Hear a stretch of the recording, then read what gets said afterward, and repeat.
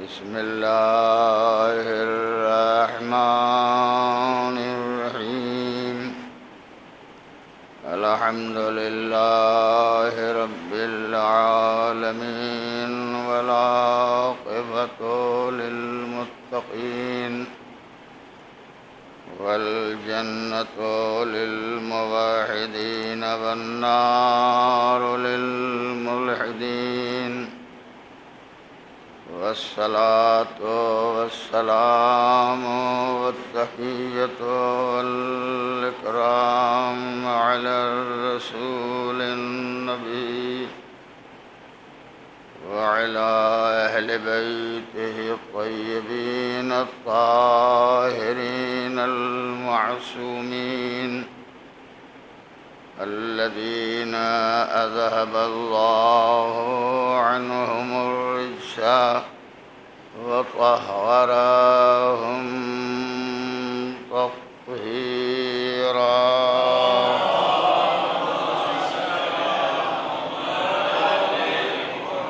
اللعنة الدائمة الباقية على قاتلهم وغاصبي حقوقهم ومنكري فضائلهم وأعدائهم إلى يوم الدين.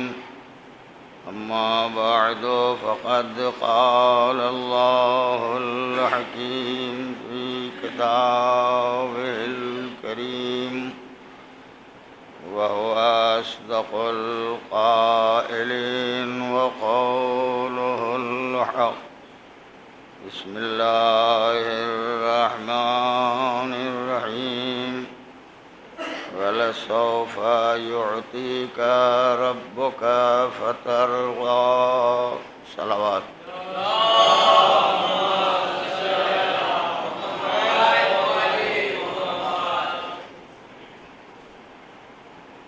اس سلسلے بیان میں اور شہزادی کے تذکرے کے ذیل میں ان کی پاکیزہ حیات اور سچی سیرت طیبہ جو پوری انسانیت کے لیے رہنما اور ہدایت ہے، اگر اسے باقاعدہ پڑھا جائے اور اس کا مطالعہ انسان اپنی زندگی کے مرحلوں میں رکھے تو خود انسان اس راہ پر ہمیشہ چلتا رہے گا جسے صراط مستقیم کہا جاتا ہے، جس کی دعا بندہ اپنے ہر نماز میں اور دوسرے مواقع پر برابر کرتا رہتا ہے۔ میں نے اپنی گزارش کے سلسلے میں کل بات یہاں تک پہنچائی تھی کہ انسان کو اس بات کا خیال رکھنا چاہیے کہ ہم نے اپنی جان، اپنا مال، اپنے ساری چیزیں، اپنا وجود اگر پروردگار عالم اور ائمہ طاہرین علیہم الصلاۃ والسلام کے لیے رکھی ہے تو نہ جان کے قربان کرنے میں کوئی دریغ کرنا چاہیے اور نہ مال کو راہ دین میں صرف کرنے میں کوئی پریشانی محسوس کرنا چاہیے۔ اللہ نے صاحبان ایمان کے مال کو بھی خرید لیا ہے اور صاحبان ایمان کی جان کو بھی خرید لیا ہے۔ ان اللہ اشتری من المؤمنین انفسهم واموالهم بان لهم الجنہ۔ خرید لیا ہے خدا نے مومنین کے مال اور مومنین کی جانوں کو، اور اس کے صلے میں خداوند عالم ان انسانوں کو اس آرام اور سکون کی جگہ پر پہنچائے گا جیسا آرام نہ دنیا میں مل سکتا ہے اور نہ کہیں اور حاصل ہو سکتا ہے۔ نعمتیں بے پناہ پروردگار عالم نے رکھی ہیں اور سب کے سب صاحبان ایمان کے لیے ہے۔ کافر کو، بے دین کو، لا مذہب کو دین خدا سے بیزار رہنے والے کے لیے نہ کوئی نعمت ہے اور نہ کوئی آخرت میں جزا اور بہترین بدلہ ہے۔ بات کو آگے بڑھاتے ہوئے آج میں جس بات کی گزارش کرتا ہوں، کل بھی میں نے درمیان میں کہا تھا کہ دین خدا کو ان جوانوں کی ضرورت ہے جو دین کی پابندی بھی کرتے ہوں اور دین کے مطابق زندگی گزار رہے ہوں۔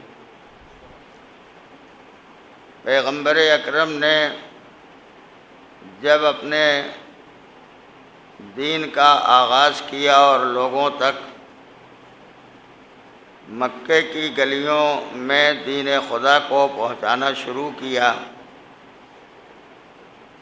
تو اس دین کا سب سے بڑا مددگار اور سب سے زیادہ نشر و اشاعت کرنے والا وہ ایک جوان ہی تھا جس نے نبی کو سہارا دیا اور اس کے سہارے نبی کا دین آگے بڑھا۔ پھر میں نے عرض کیا تھا کہ معصوم نے فرمایا ہے کہ اگر ان سادہ دلوں اور ان نوجوان ذہنوں تک ہمارا پیغام پہنچایا گیا تو یہ بہت جلدی ہمارے دین کو قبول کر لیں گے اور ہمارے دین کے مطابق حیات بسر کریں گے۔ اور یہ تاریخ نے اس بات کا ثبوت بھی فراہم کر دیا ہے کہ جوان اگر راہ دین میں آگے بڑھتا ہے تو جتنے رسموں رواجوں، خانوادوں اور خاندانوں کی باتیں ہوتی ہیں یہ خود بخود ختم ہو جاتی ہیں اور دین خدا آگے بڑھ جاتا ہے۔ جناب ابراہیم نے ان بتوں کو توڑا جو بت انسان کو غلط راہ پر لگا رہے تھے اور جن کے سامنے لوگ اپنی پیشانیاں جھکا رہے تھے۔ ان بتوں کو جناب ابراہیم نے توڑ دیا تاکہ نہ یہ بت رہ جائیں اور نہ ان کے سامنے پیشانی جھکانے والے افراد رہ جائیں۔ قرآن نے جناب ابراہیم کی عمر جو بھی رہی ہو مگر قرآن نے انہیں فتیٰ کہا ہے، یعنی جوان تھے، کہ ایک جوان نے ان تمام جاہلیت اور جہالت کے بتوں کا خاتمہ کر دیا۔ اس کا مطلب یہ ہے کہ جو بت جہاں کہیں بھی پائے جاتے ہیں، اب یہ لفظ میری ہے، اسے تاریخ میں مت ڈھونڈیے گا، خاندانوں میں بھی بہت سے بت ہوتے ہیں، خانوادوں میں بھی بہت سے بت ہوتے ہیں، سماجوں اور معاشرتوں میں بھی بہت سے بت پائے جاتے ہیں، دوست اور احباب کے درمیان بھی بہت سے بت پائے جاتے ہیں۔ اگر جوان میں اتنی طاقت ہو جائے کہ ہر بت کو توڑ دے اور دین کا آوازہ بلند کر دے تو یہ سچا ایماندار ہے، مگر اس کے لیے بڑی جرأت اور ہمت کی ضرورت ہے، ورنہ کبھی دوستی میں آگے بڑھ جاتا ہے اور کبھی تعلقات اور روابط کی بنا پر آدمی اس کام کو انجام نہیں دے پاتا۔ لیکن میں معصومین کی حدیث کی روشنی میں بھرپور ذمہ داری کے ساتھ یہ بات کہتا ہوں، جناب ابراہیم نے بتوں کو توڑا تو پوری قوم مخالف ہو گئی مگر ابراہیم کا کچھ نہیں بگڑا، اسی طرح دین کو پہنچاتے رہے۔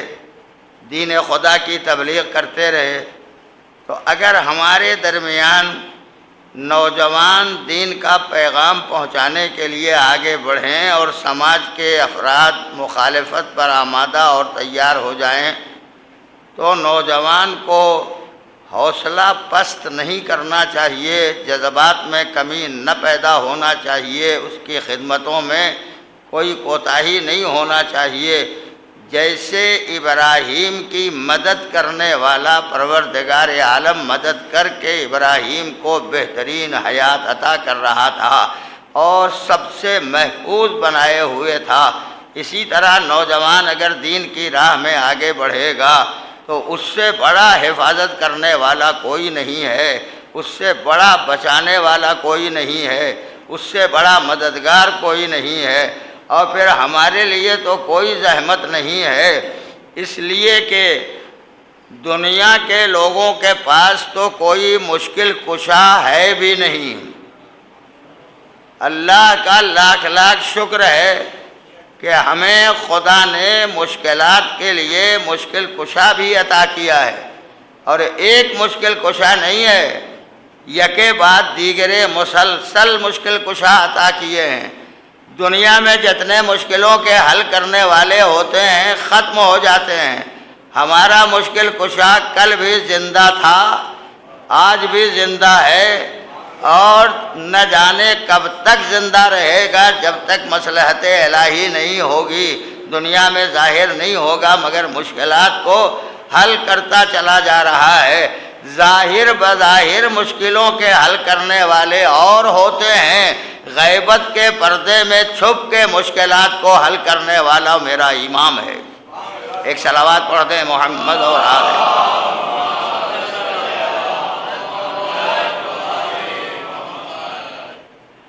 آج کا نوجوان اگر دین کے مرحلے میں ثابت قدم رہے گا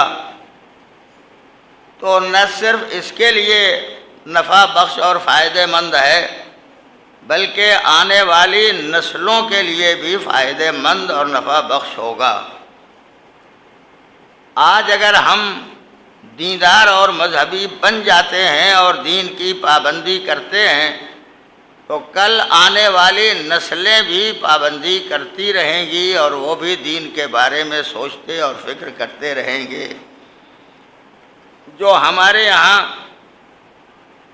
ایک اضمحلال 70-80 برس کے درمیان ہوا ہے، جس میں دنیا کی مادیت انسانی ذہنوں پر چھا گئی اور روحانیت رفتہ رفتہ کر کے ذہنوں سے نکل گئی، اس کا اثر صرف یہ ہے کہ ہم نے دنیا کو سوچا ہے، آخرت کے بارے میں فکر نہیں کی ہے۔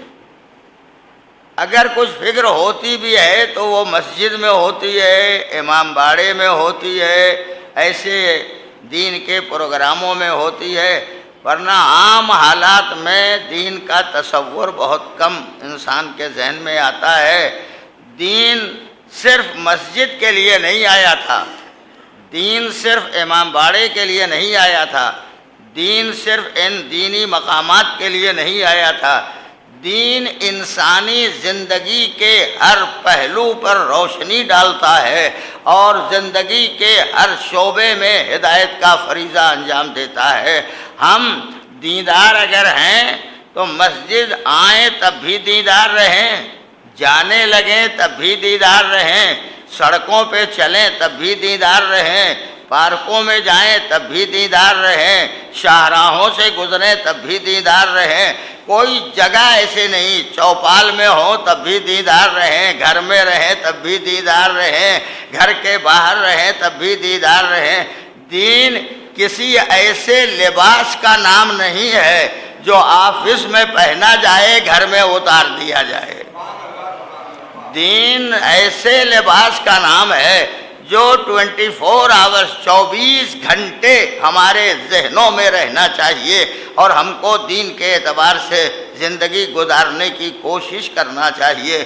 ہم آتے ہیں، کبھی کبھی فکر کیجئے گا اور سوچنے کی زحمت گوارا کر لیجئے گا کہ ہم نے دین کو کیسا مانا ہے، کیسا سمجھا ہے، کس انداز سے ہم نے پایا ہے۔ خاندانی دین کی ضرورت نہیں ہے، رسمی دین کی ضرورت نہیں ہے، رواجی دین کی ضرورت نہیں ہے، معاشرے میں پھیلے ہوئے دین کی ضرورت نہیں ہے۔ وہ دین مانیے جو قرآن نے بیان کیا، وہ دین مانیے جو اہل بیت نے ہمارے سامنے پیش کیا، اس دین کو مانیے جو پیغمبر اکرم نے دنیا کے سامنے بتایا اور پھیلایا۔ اور اگر محترم خواتین سن رہی ہیں تو ان کے لیے بھی ایک جملہ عرض کیے دیتا ہوں، وہ دین مانے جو شہزادی نے بتایا ہے اور شہزادی نے جس کی تبلیغ کی ہے، ورنہ خاندانوں میں تو جن کا جو تصور ہے وہ آپ کو معلوم ہے، آپ مجھ سے بہتر جانتے ہیں، لیکن جو قرآن، احادیث اور اہل بیت کے درمیان ہے اس کے ماننے میں بڑی دشواری اور زحمت پیدا ہوتی ہے۔ ایک بات کی طرف صرف میں اشارہ کیے دیتا ہوں اور اس سے کبھی آپ نتیجہ نکالیے گا۔ جوان خود نہیں بگڑتا ہے جب تک معاشرہ نہیں بگڑتا، جب تک سوسائٹی نہیں بگڑتی تب تک جوان بگڑتا نہیں ہے۔ یہ تو دین فطرت پر پیدا ہوتا ہے، اس فطرت پر سماج کی عادتوں کا ڈھیر ڈال دیا جاتا ہے، اور یہ جب ڈھیر عادتوں کا پڑ جاتا ہے تو فطرت مزمحل ہو جاتی ہے، فطرت کے قوانین پوشیدہ ہو جاتے ہیں، پھر فطرت کی باتیں سامنے نہیں آتی ہیں، انہی عادتوں کے مطابق آدمی زندگی گزارتا چلا جاتا ہے۔ نماز عادتوں کی بنا پر نہ پڑھیے، روزہ عادت کی بنا پر نہ رکھیے، حج عادت کی بنا پر نہ کیجیے، نماز کو عبادت سمجھ کے کیجیے، روزہ عبادت سمجھ کے انجام دیجیے، اور جتنے فرائض اور واجبات ہیں انہیں عبادت سمجھ کے انجام دیجیے۔ عادت اور عبادت میں فرق کیا ہوگا؟ جیسا موقع ہوگا، شریعت نے جس انداز سے کہا ہوگا نماز پڑھنے کے لیے اس طرح پڑھیے تو یہ عبادت ہے، اور اگر اپنی عادت کے مطابق پڑھا تو یہ عبادت نہیں ہے۔ نہیں میں کہتا کہ دعائیں نہ پڑھیے، نہ میں یہ کہتا ہوں کہ یہ نہ پڑھیے وہ نہ پڑھیے، نہیں، جو آپ پڑھ رہے ہیں ضرور پڑھتے رہیے، مگر عبادت سمجھ کے پڑھیے، عادت کے اعتبار سے نہ پڑھیے۔ عادت آپ کو کامیاب نہیں بنائے گی، عبادت آدمی کو کامیاب بنائے گی، اور وہ خدا کی بارگاہ میں آپ کو کامران بنائے گی۔ اب بات یہاں تک میں نے پہنچائی ہے کہ جوان ہو تو اسی کو آگے بڑھنا چاہیے۔ میرے بزرگوں، اور میں ان سے ہاتھ جوڑ کے کہتا ہوں، آپ نے بڑی خدمت کی ہے، موقع دو تاکہ جوان آگے بڑھیں، آپ رہنمائی کیجئے، جوان دین کے کاموں میں مشغول رہیں گے اور دین کو دنیا کے سامنے پیش کرتے رہیں گے۔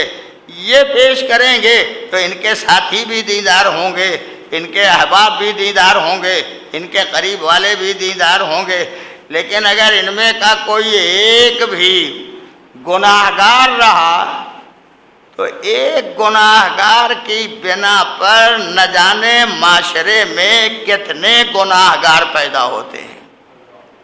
سوسائٹی میں بہت سے گناہگار پیدا ہوتے ہیں۔ مثال میں دوں، یہاں تو کہیں کہیں تالاب اگر نہ نظر آتا ہو تو جمع ہوا پانی دکھائی پڑتا ہوگا، ایک ڈھیلا پھینک دیجئے اس میں، ایک ہی پھینکا ہے مگر لہریں کہاں تک جا رہی ہیں؟ لہریں جا رہی ہے نا، ڈھیلا ایک پھینکا ہے، لہریں کنارے تک آ رہی ہیں، ایک کے بعد دوسری لہر، دوسرے کے بعد تیسری لہر، تیسرے کے بعد چوتھی لہر۔ یہ لہریں ایک ڈھیلے سے اتنی کیسے پیدا ہو رہی ہیں؟ جہاں گرا ہے وہیں رہ جانا چاہیے، اس سے آگے نہیں بڑھنا چاہیے۔ کہ آپ جانتے نہیں جتنا زور ہوگا اس ڈھیلے کے پھینکنے میں لہریں اتنی زیادہ نکلتی رہیں گی۔ پر یہی میں عرض کرتا ہوں، اگر ایک ڈھیلے کے پھینکنے پر اتنی لہریں نکلتی ہیں تو جوان اگر اپنی بھرپور توانائی کے ذریعے دنیا کے چلتے پھرتے سماج کے سیلاب میں اپنے کردار کا ایک ڈھیلا بھی اگر ڈال دے گا تو اس کی لہریں یہاں بھی ٹکرائیں گی، وہاں بھی ٹکرائیں گی، وہاں بھی ٹکرائیں گی، اور جب لہریں ٹکرائیں گی تب پتہ چلے گا کہ کردار کتنا بلند تھا اور اس بلندی کی بنا پر کہاں تک اس کے اثرات پہنچ رہے ہیں۔ ایک صلوات پڑھیے محمد اور آلہ۔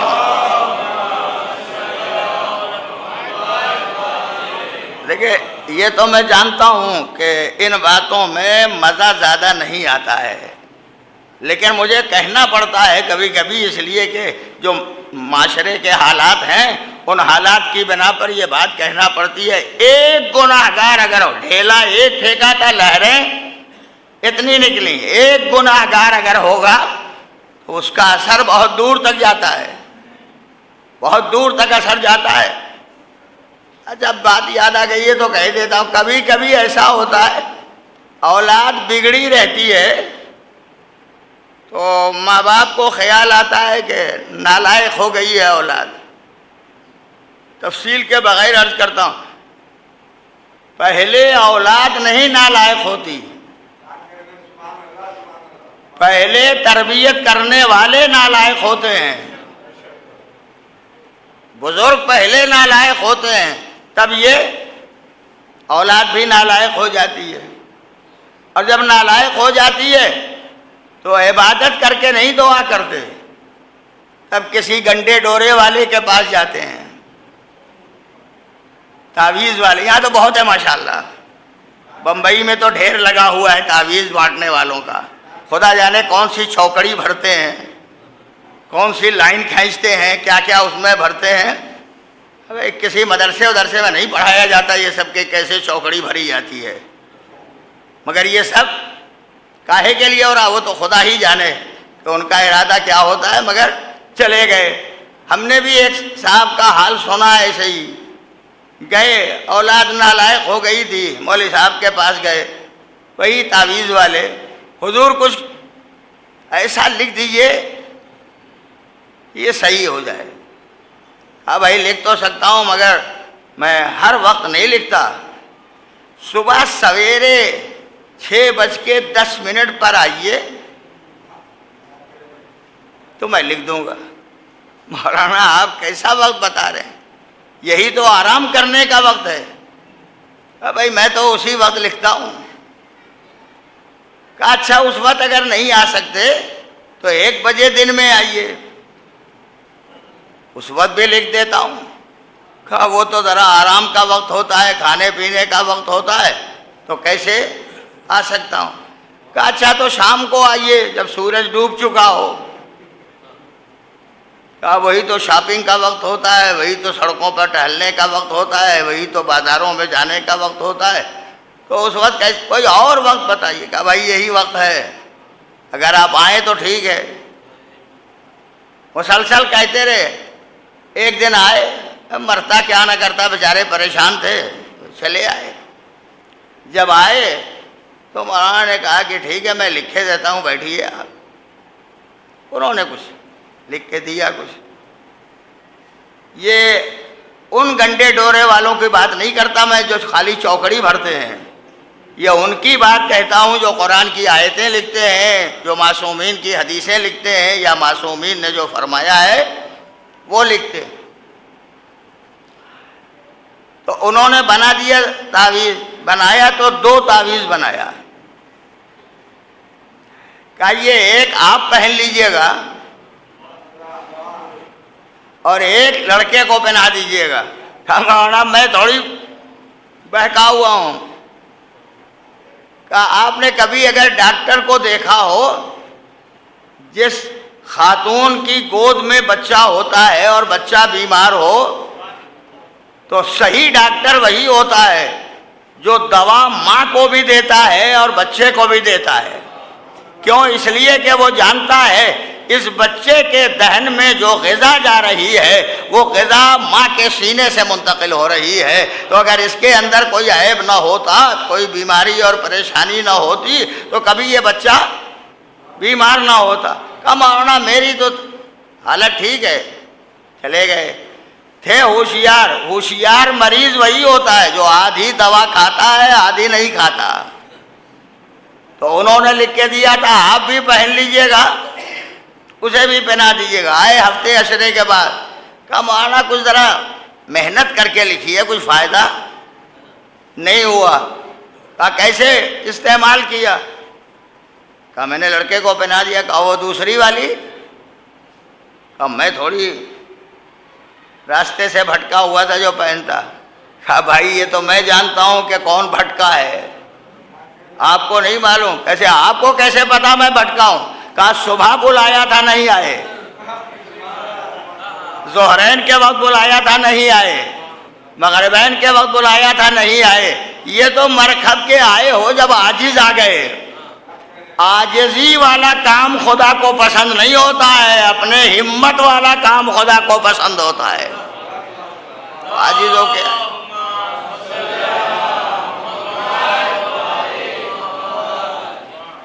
یوں نہیں علاج ہو سکتا. تو اگر خدا نہ کرتا ایک بھی گناہگار ہو جائے تو گناہ یہ پہلے نہیں کرتا, اس کے پہلے والے پہلے گناہ کر چکے ہوتے ہیں, اور ایک گناہگار کا اثر بے پناہ ہوتا ہے. ایک دفعہ مل کے صلوات پڑھ دیں محمد اور آل محمد.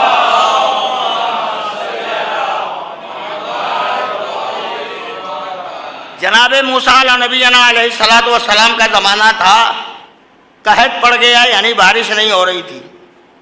چرند و پرند حیوانات اور انسان سب کے سب جتنی مخلوق تھی سب پریشان تھے. عاجز آ کے پیاس سے مر رہے تھے تو عاجز آ کے موسیٰ کے پاس کہا اللہ کے نبی آپ دعا کر دیں, مناجات کریں خدا کی بارگاہ میں تاکہ ہماری مشکلات آسان ہو جائیں. جناب موسیٰ نے کہا اچھا میں دعا کروں گا. نبی وہی نبی ہوتا ہے جو قوم کی مشکلیں حل کرتا ہے. نہیں دوسرا لفظ پھر کہہ دیتا ہوں, ہادی وہی ہادی ہوتا ہے جو قوم کے مشکلات کے حل کے لیے فکر کرتا ہے. نہیں تیسرا لفظ کہتا ہوں, عالم وہی عالم ہوتا ہے جسے سماج کی خرابیوں کا خیال ہوتا ہے, اسے دور کرنے کی فکر کرتا ہے. وہی سچا عالم دین ہوتا ہے. آ کے کہا, موسیٰ نے کہا ٹھیک ہے. پوری قوم جناب موسیٰ کی 70,000 افراد 70,000 70,000 افراد کو لے کے جناب موسیٰ کوہ طور کے قریب آئے. کہا یہیں ٹھہرے رہو, میں جاتا ہوں خدا کی بارگاہ میں مناجات کے لیے. گئے جناب موسیٰ, روئے گڑ گڑائے دعا کیا. ادھر سے آواز غیب آئی موسیٰ پانی نہیں برسے گا. اللہ کا نبی, برگزیدہ نبی, صاحب کتاب نبی دعا کر رہا ہے, مناجات کر رہا ہے, آواز غیب آتی ہے پانی نہیں برسے گا. پھر گڑ گڑا کے دعا کی پروردگار یہ تو بتا دے کیوں نہیں برسے گا. کہا جنہیں لے کے آئے ہو یہ 70,000 ان میں ایک اتنا بڑا گناہگار ہے. ایک, یہ لفظ یاد رکھیے گا, 70,000 میں ایک ایسا گناہگار ہے کہ جب تک یہ رہے گا تب تک پانی نہیں برسے گا. چلے آئے موسیٰ, آ کے قوم والوں سے کہہ دیا کہ ان میں کوئی ایک گناہگار ہے, خدا نے کہا ہے وہ جب تک گناہگار رہے گا خدا پانی نہیں برسائے گا, باران رحمت کا نزول نہیں ہوگا. موسیٰ نے کہہ دیا, سب اپنے اپنے زندگیوں کو جھانک رہے ہیں, دیکھ رہے ہیں, سمجھ رہے ہیں میں نے کون سا گناہ کیا, میں نے کون سا گناہ کیا, میں نے کون سا گناہ کیا. جو سب سے بڑا گناہگار تھا اس نے بھی اپنے گناہ کو دیکھا اور دیکھ کے کہتا ہے میں یہاں سے نکل جاؤں تاکہ دوسروں کو پانی مل جائے. یہ خیال اچھا ہے کہ برا؟ اچھا ہے نا. نہیں ابھی دوسرا لفظ کہوں گا تب سمجھ میں آئے گا کہ اچھا ہے یا برا.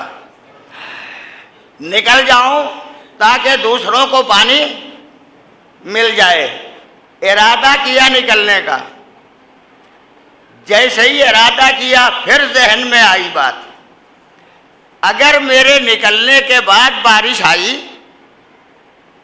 تو ابھی تک کوئی نہیں پہچانتا کہ میں گناہگار ہوں، لیکن میرے نکلنے کے بعد اگر بارش آئی تو یہ سب کے سب پہچان لیں گے یہی گناہگار تھا۔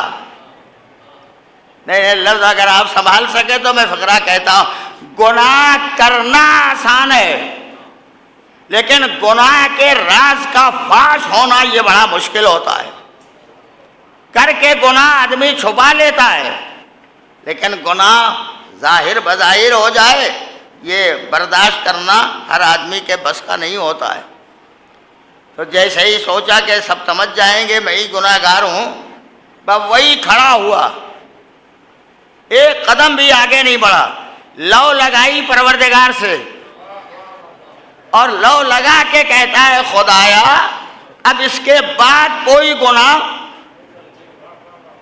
نہیں کروں گا، نہ کسی سے کچھ کہا، نہ لفظوں میں کچھ ادا کیا، نہ بولا، بس دل کی لو پروردگار سے لگائی۔ ابھی لو لگا کے ذرا رکا تھا کہ دیکھا بادل آ رہے ہیں، گھٹائیں چھا رہی ہیں، منٹوں سیکنڈوں میں بادلوں نے برسنا شروع کیا، جھما جھم بارش ہوئی، اتنی بارش ہوئی، اتنی بارش ہوئی کہ سارے چرند و پرند سکون کے عالم میں آ گئے، سب نے پانی بھی پیا، سب نے سکون کی سانس بھی لی، آرام و سکون کے ساتھ رہے بھی۔ یہ تو پانی لینے میں لگ گئے، 70,000 پانی جمع کرنے میں لگ گئے، پریشان موسیٰ ہو گئے، موسیٰ پریشان ہو گئے۔ ابھی میں نے کہا ہے کہ خدا یہ کہتا ہے ایک گناہگار ہے، جب تک وہ گناہگار رہے گا بارش نہیں ہوگی، اور یہاں تو بارش چلی آ رہی ہے۔ میری نبوت کا کیا ہوگا، میری رسالت کا کیا ہوگا؟ جو مجھے ماننے والے اب یہ مجھے کیسے نبی مانیں گے؟ میں نے کہا نہیں ہوگی بارش، اور بارش ہو رہی ہے۔ یہ تو یہاں پانی لینے میں مصروف، ادھر موسیٰ پھر کوہ طور پر۔ اب کسی نے نہیں دیکھا موسیٰ کہاں گئے، چلے گئے کوہ طور پر پھر مناجات کے لیے۔ خدایا تو نے کہا تھا کہ بارش نہیں ہوگی، آواز آئی موسیٰ وہی کہو جو میں نے کہا تھا،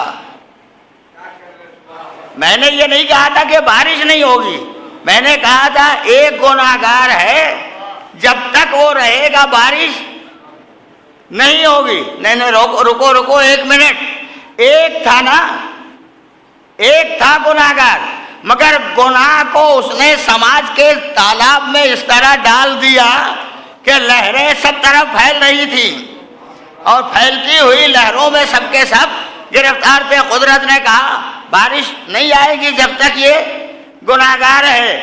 تو سماج میں ایک بھی ہو تو اثر تو بہرحال اس کے گناہ کا سماج کے دوسرے افراد پر ہوتا ہے۔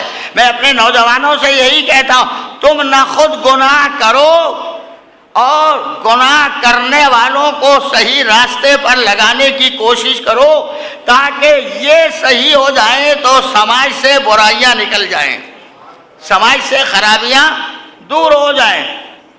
موسیٰ سے کہا وہی کہو موسیٰ جو میں نے کہا تھا۔ موسیٰ نے دوہرا دیا تو نے یہ کہا تھا جب تک ایک گناہگار ہے تب تک بارش نہیں ہوگی۔ آواز آئی موسیٰ وہ گناہگار ہی نہیں رہ گیا، وہ گناہگار ہی نہیں رہ گیا، اس لیے میں نے باران رحمت نازل کیا۔ پروردگار نہیں رہ گیا گناہگار، کہاں نہیں رہ گیا؟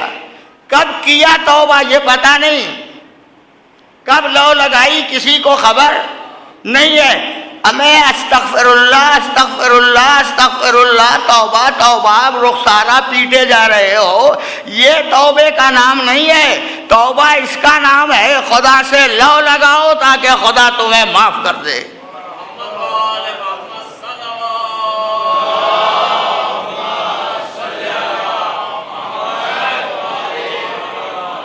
جب اس نے لو لگائی معاف کر دیا خداوند عالم نے.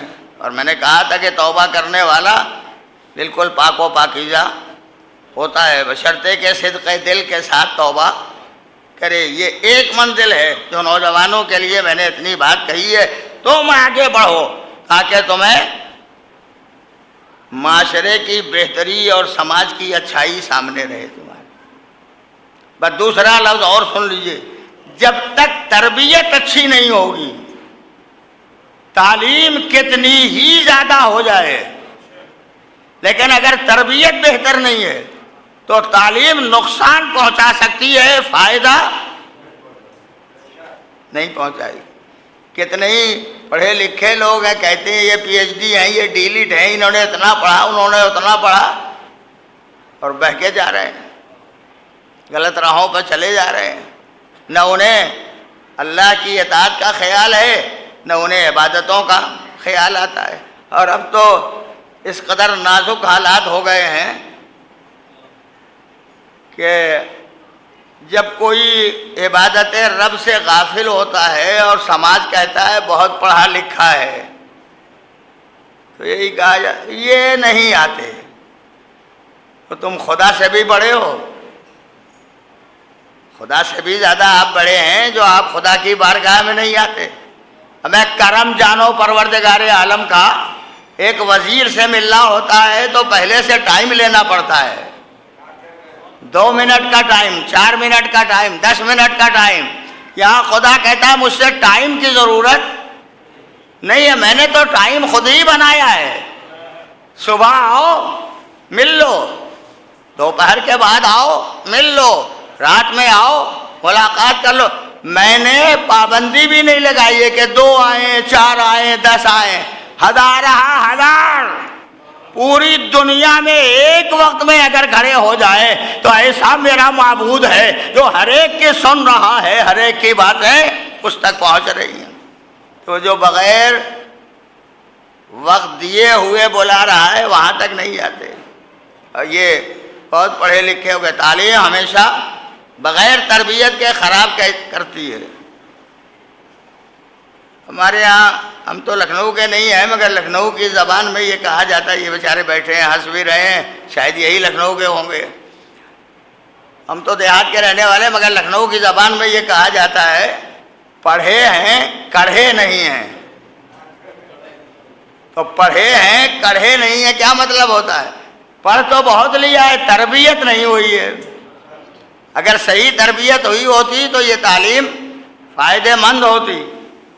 میں اس کو یوں اکثر کہہ دیتا ہوں, پانی اگر بہہ رہا ہو اور دونوں طرف سے میڑ نہ باندھی جائے, روک نہ بنایا جائے, تو پانی کدھر بہے گا؟ جدھر چاہے گا بہے گا, جدھر جگہ ملے گی ادھر جاتا رہے گا. لیکن اگر آپ نے روک بنا دیا ہے تو جو آپ نے دائرہ بنایا اسی میں جائے گا. نہیں بالکل ذوق کا ہے آپ کے, میں الگ نہیں کروں گا آپ کو. روک دیا, 2 روک ہے نا, ادھر بھی روک بنایا ادھر بھی روکنے کی دیوار کھینچ دی, کہا پانی اسی میں چلے گا. ایک طرف روک ہو تو پانی بہہ جائے گا دوسری جانب, ایک روک ادھر ہو تو پانی دوسری جانب چلا جائے گا. انسانی حیات کا بڑھتا ہوا دمادم تموج آموز بہتا ہوا سیلاب خدا خوب جانتا تھا یہ نہ جانے ادھر بہہ جائے ادھر بہہ جائے, ادھر بہہ جائے ادھر بہہ جائے. نبی نے جاتے جاتے دونوں روک بتا دیے, جاتے جاتے دونوں روک بتا دیے. کہا ادھر قرآن روکے ہیں, ادھر اہل بیت روکے ہیں. اب اگر حیات کو اس درمیان میں لے چلو گے تو یہ ہمیشہ صحیح راہ پہ چلے گا, غلط راستے پر نہیں جا سکتا.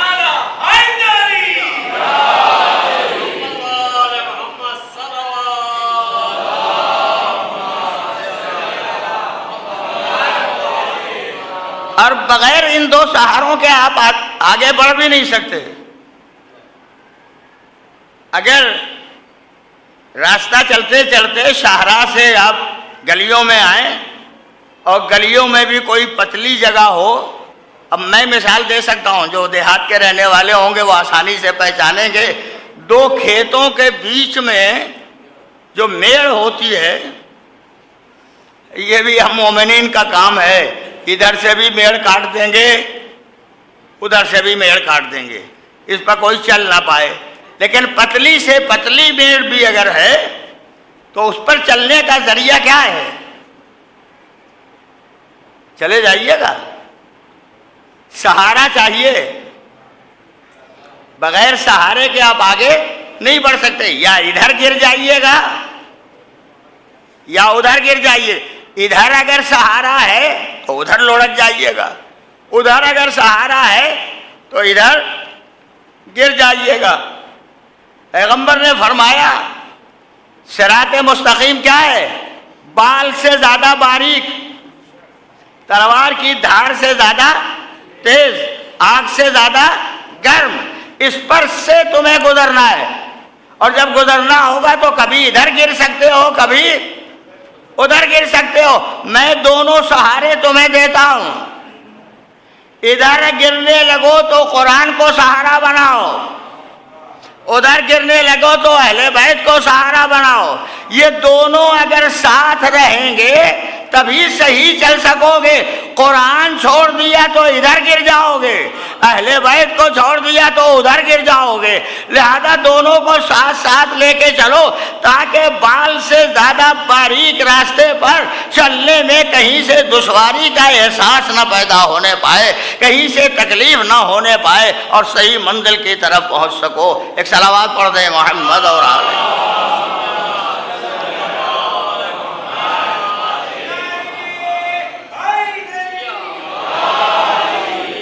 یہ بیچارے بہت محنت کرتے ہیں، درمیان میں ایک آدھ نعرہ لگا دیتے ہیں، تو نعرہ کبھی کبھی خطیب کو سہارا دیتا ہے۔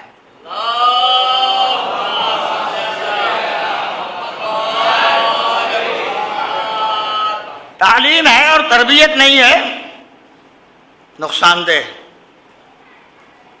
تربیت اگر ہے، تعلیم کم ہے تو آدمی صحیح رہے گا۔ آپ بھی بمبئی کے راستوں سے گزرتے ہوں گے، اب میں تو یہی جانتا ہوں کہ جتنی لڑکیاں گزرتی ہیں، جتنے لڑکے گزرتے ہیں، کوئی ایسا نہیں ہوتا جس کے ہاتھ میں موبائل نہ رہتا ہو۔ سب کے ہاتھ میں موبائل، لڑکی ہے وہ بھی کام سے لگائے ہے، پتہ نہیں گھر میں اس کو چانس ملا تھا بات کرنے کا کہ نہیں ملا تھا، موقع ملا تھا کہ نہیں ملا تھا، جیسے ہی گھر سے نکلی سلسلہ ہی نہیں ٹوٹتا۔ لڑکے ہیں ان کا بھی حال یہی ہے، باتیں کرتے رہتے ہیں۔ لیکن میں آپ کے ذہنوں کو بیدار کرنے کے لیے فقرہ کہتا ہوں، ضرورت اگر ہے تو اسے ضرور رکھیے، اور اگر ضرورت نہیں ہے تو اسے رکھ دو۔ کوئی ضرورت نہیں ہے تو اسے اپنے ساتھ نہ رکھو۔ یہ جیسے فائدے کا ذریعہ ہے ایسے ہی نقصان کا بھی ذریعہ ہے۔ فائدہ آپ سے متعلق ہے، اگر آپ جانتے ہیں اس میں فائدہ ہے استعمال کریں، فائدہ نہیں ہے اسے آپ رکھ دیں۔ تربیت کا سلیقہ سیکھو۔ یہ بازاروں میں نکلنے والے لڑکے اور لڑکیاں، یہ نوجوان مرد و عورت جو بازاروں میں اس انداز کے ساتھ گزرتے ہوئے دھنکتے ہوئے چلے جاتے ہیں، ان سب کا حال سنو۔ یہ اس طرح مہو رہتے ہیں کہ نہ جانے لڑکی لڑکے سے ٹکرا جائے، لڑکا لڑکی سے ٹکرا جائے، مرد عورت سے ٹکرا جائے، عورت مرد سے ٹکرا جائے۔ یہ چلتے، انہیں ہوش ہی نہیں ہے کہ ہم کدھر سے گزر رہے ہیں، کہاں جا رہے ہیں۔ یہ ہے کیا؟ یہ پڑھے لکھے ہیں سب کے سب، تربیت نہیں ہوئی ہے۔ تعلیم ہے ان کے پاس، یہ گریجویٹ ہیں، یہ پوسٹ گریجویٹ ہیں، انہوں نے پی ایچ ڈی کیا ہے، انہوں نے ڈی لٹ کیا ہے، انہوں نے نئے ترقی یافتہ زمانے کی ساری تعلیمات حاصل کی ہے، مگر تربیت نہیں ہے ان کے پاس۔ تربیت ہوتی تو اس کا مصرف گھر کے اندر تھا، گھر کے باہر اس کا مصرف نہیں ہے۔ ہاں اندر ضرورت آدمی استعمال کر سکتا ہے۔ سلیقہ سیکھنا چاہیے، خاص طور پر تربیت کیسے ہو۔ جناب مریم کی ولادت باسعادت ہوئی تو اب یہ طے پایا کہ نظر کیا تھا کہ اسے بیت المقدس میں خدمت کے لیے رکھیں گے. بیت المقدس کے یہ، بیت المقدس کے یہ الگ الگ لفظیں ہیں جو بولی ہیں. رکھ دیا. اب رکھ دیا تو کون دیکھ بھال کرے؟ ماں بھی نہیں جا سکتی دیکھ بھال کرنے، باپ بھی نہیں جا سکتے دیکھ بھال کرنے. حکم الہی کے مطابق جناب زکریا معین ہوئے کہ یہ ان کی خدمت کریں گے جب بیت المقدس یا بیت المقدس کے اندر رہیں گی. جناب زکریا کیسے پال رہے تھے یہ میں بہت چند لفظوں میں سنا دیتا ہوں. ایک حجرہ تھا جس حجرے میں جناب مریم کو رکھا تھا. جب زکریا وہاں سے نکلتے تھے تو باہر سے کنڈی لگا دیتے تھے، بند کر کے نکلتے تھے. کیسی جگہ تھی؟ اللہ کا گھر، مقدس مقام، شیطنت کا گزر نہیں، ابلیسیت کا پتہ نہیں، ماحول بہترین، حالات بھی خوبصورت، اور ایسی مقدس جگہ میں اس حجرے کے اندر جناب مریم تھی اور زکریا بند کر کے جاتے تھے. دل چاہا پوچھوں زکریا آپ یہ بند کر کے کیوں جا رہے ہیں؟ خطرہ ہے یہاں؟ اس بی بی کے لیے کوئی خطرہ ہے؟ کہ اتنی مقدس جگہ میں خطرہ کیا ہے؟ اتنی پاکیزہ جگہ میں خطرہ کیا ہے؟ کہ پھر آپ بند کر کے کیوں جاتے ہیں؟ خطرہ اس کے لیے نہیں ہے، میں تو تربیت کرنے کا ڈھنگ بتا رہا ہوں پوری قوم کو، تاکہ دنیا پہچانے لڑکی پالی جاتی ہے تو کیسے پالی جاتی ہے، پروان چڑھایا جاتا ہے تو کس انداز سے اسے پروان چڑھایا جاتا ہے. بند کر کے چلے جاتے تھے. جب واپس آتے تھے تو دیکھتے تھے وہ میوے جو اس زمانے میں نہیں ملتے تھے وہ جناب مریم کے پاس کشت میں رکھے ہوئے ہوتے تھے. اب یہی دوسرا لفظ سنیے گا. پوچھتے تھے یا مریم انا لکے ھذا، یہ کہاں سے آیا؟ رک جاؤ اسی ایک لفظ پر، کہاں سے آیا؟ اگر ماں باپ نے خرید کے لڑکی کو موبائل نہیں دیا ہے اور لڑکی کے ہاتھ میں موبائل جو فساد کی منزل میں ہے، اگر ماں باپ نے خرید کے نہیں دیا ہے اور پھر لڑکی کے ہاتھ میں نظر آئے تو یہ ماں باپ کو پوچھنا چاہیے یہ کہاں سے آیا. پوچھے تو تربیت کا یہ بھی ایک ڈھنگ ہوگا. لباس کوئی نیا آیا کہاں سے آیا؟ کوئی سامان آیا نیا کہاں سے آیا؟ کوئی چیز آئی کہاں سے آئی؟ یہ اگر ماں باپ پوچھنے کے عادی ہو جائیں تو لڑکی کو بھی سوچنا پڑے گا ہم ایسا کوئی سامان اپنے ساتھ نہ رکھیں جس میں ماں باپ ناراض ہوتے ہوں، جس میں گھر کے بزرگ ناراض ہوتے ہوں. سلیقہ بتایا.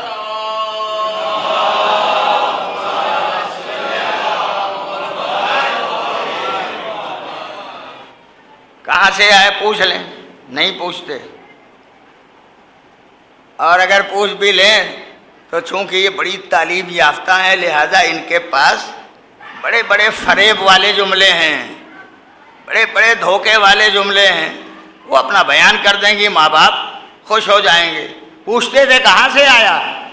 جناب زکریا مریم سے پوچھتے تھے انا لکے ھذا، آپ کے پاس یہ میوے کہاں سے آئے؟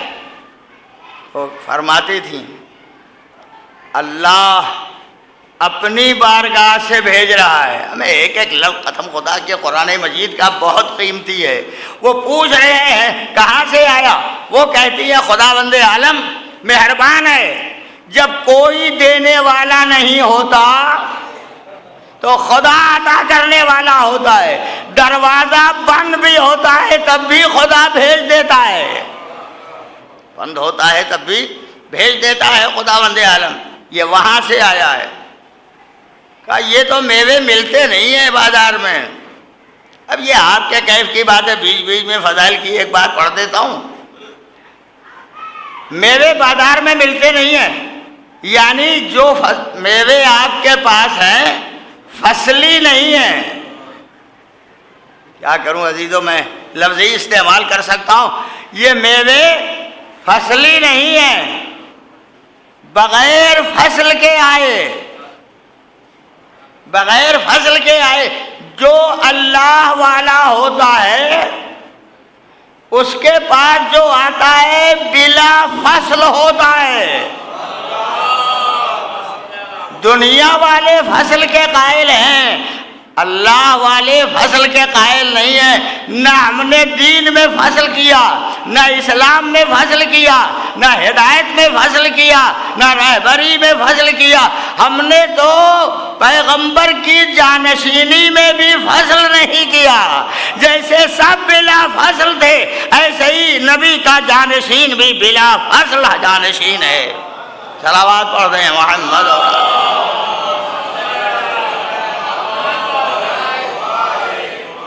تربیت کا وہ سلیقہ اور یہ سب کا سب انداز اگر آپ جمع کریں تو شہزادی کی زندگی میں آپ کو مل جائے گا کس انداز سے زندگی گزاری ہے۔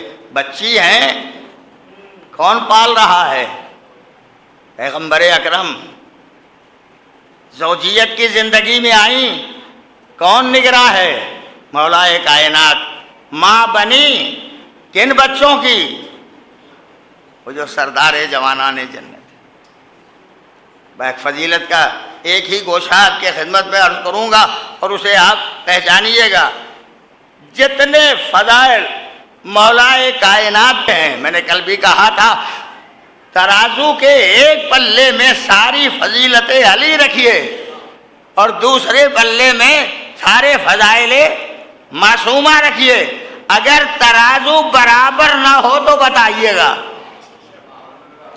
وہ سجا تو زہرا بھی سجا، وہ سخی تو زہرا بھی سخی، وہ صدیق تو زہرا بھی صدیق، وہ صاحب کمال تو زہرا بھی صاحب کمال۔ ان کے پاس خصوصیات اور امتیازات تو شہزادی بھی صاحب خصوصیات اور امتیازات تھیں۔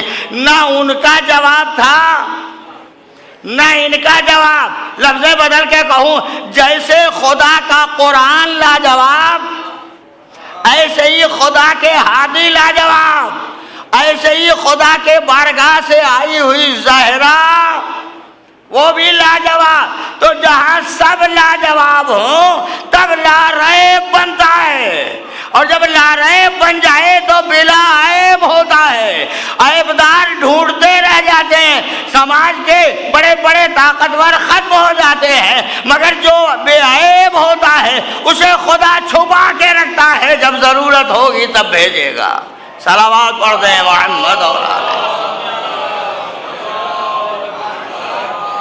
بس عزیزو، اب وقت نہیں رہ گیا، کل انشاءاللہ اس سلسلے کی آخری مجلس ہے، تو ہو سکتا ہے میں کچھ دیر تک بیان کر دوں تاکہ سیرت زہرا مکمل ہو جائے۔ جتنی باتیں میں نے بیان کی ہیں وہ آپ کے سامنے رہیں گی تو بات کو آسانی سے میں پہنچا سکوں گا۔ ایسی صاحب کمال خاتون، کتنی اذیتیں، کتنی تکلیفیں۔ اللہ کے رسول کے ماننے والوں کو تو چاہیے یہ تھا کہ ایک بیٹی ہے تو اسے اتنا راضی رکھو کہ باپ سے کبھی ہماری شکایت نہ کرے، مگر شہزادی بڑی تکلیفیں اٹھائیں، بہت اذیتیں برداشت کی۔ کیا یہ کچھ کم ہے کہ شہزادی یہ کہیں کہ کچھ افراد ہیں انہیں میرے جنازے میں نہ آنے دینا؟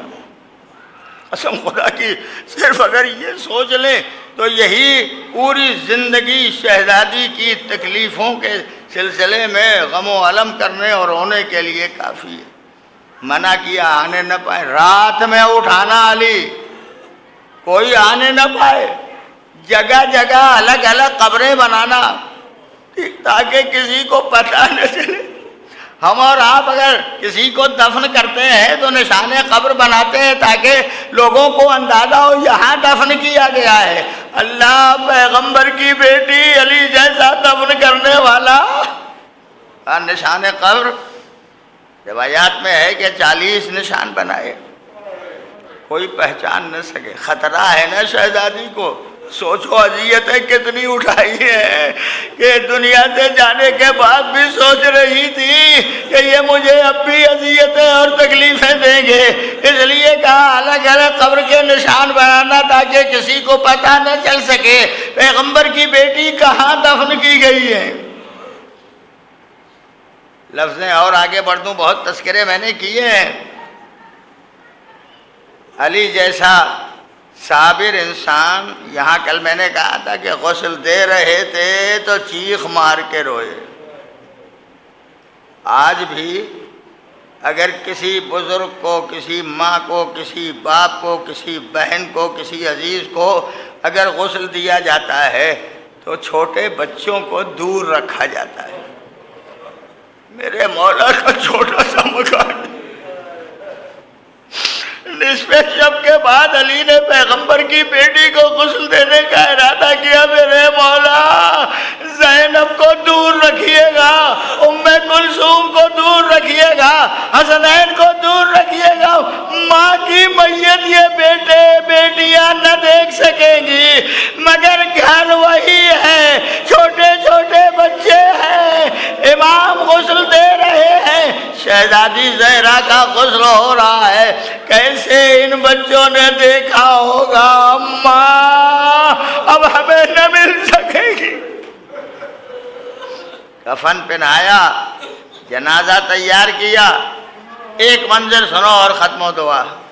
جب جنازہ تیار ہو جاتا ہے تو عزیزوں کو بلایا جاتا ہے، آؤ آخری دیدار کر لو، پھر یہ نورانی چہرہ دیکھنے کو نہ ملے گا، آؤ آخری دیدار کر لو۔ سب باتیں نہیں عرض کروں گا، کچھ رہ جائیں گی وہ کل انشاءاللہ گزارش کر دوں گا۔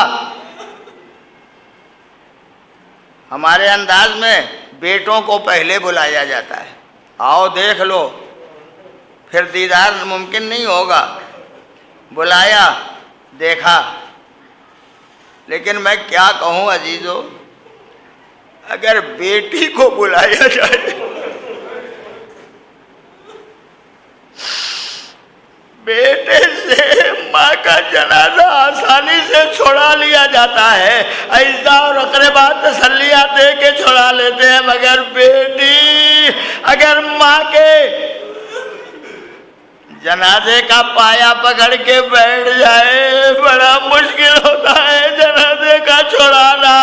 آئے زینب جیسے ہی آگے ماں کے پائے تھی بیٹھی،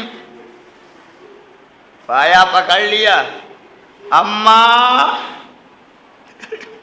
کوئی جواب نہیں ملا۔ اماں بڑی ریاضتوں سے پالا تھا نا، اماں جا رہی ہے، اماں آپ چلی جائیے، جائیے، ہمیں کوئی شکوہ نہیں ہے، لیکن اتنا بتا دیجئے اب کسے ماں کہہ کے پکاریں گے،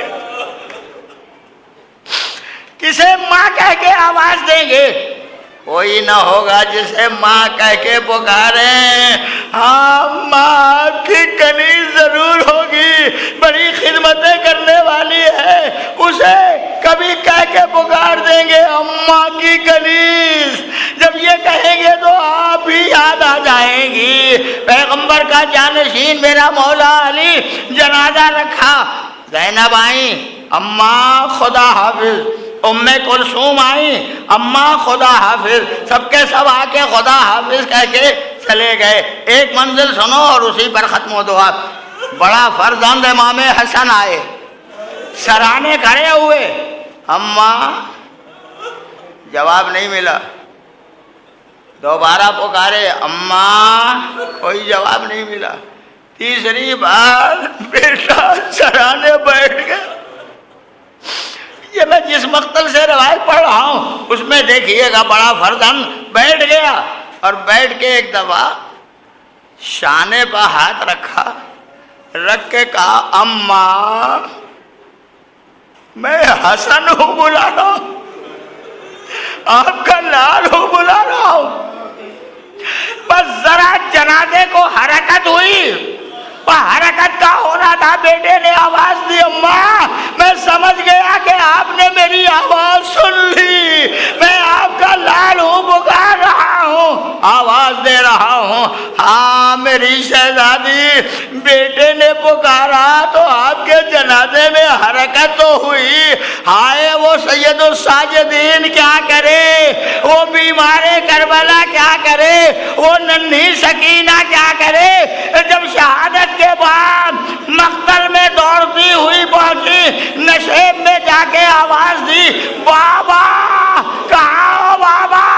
کوئی جواب نہیں ملا، مگر ایک جانب سے اشارتاً ایک سلسلہ ملا، اور ایک دفعہ جا کے آواز دی، بابا سر تو نہیں ہے کیسے پہچانوں، لباس بھی نہیں ہے کیسے پہچانوں، مگر پہچان کے ایک دفعہ بیٹی نے کہا، بابا آپ کا جسم مبارک تیروں سے چھلی ہے، ہر طرف جسم میں تیر لگا ہوا ہے، بابا اگر میں چومنا بھی چاہوں تو آپ کا گلا کیسے چوموں؟ گلوئے مریدہ پر رخسارہ رکھا، بابا یہ تیری بیٹی ہے دنیا میں اس طرح ستم رسیدہ اور غمزدہ۔ سَيَعْلَمُ الَّذِينَ ظَلَمُوا أَيَّ مُنْقَلَبٍ يَنْقَلِبُونَ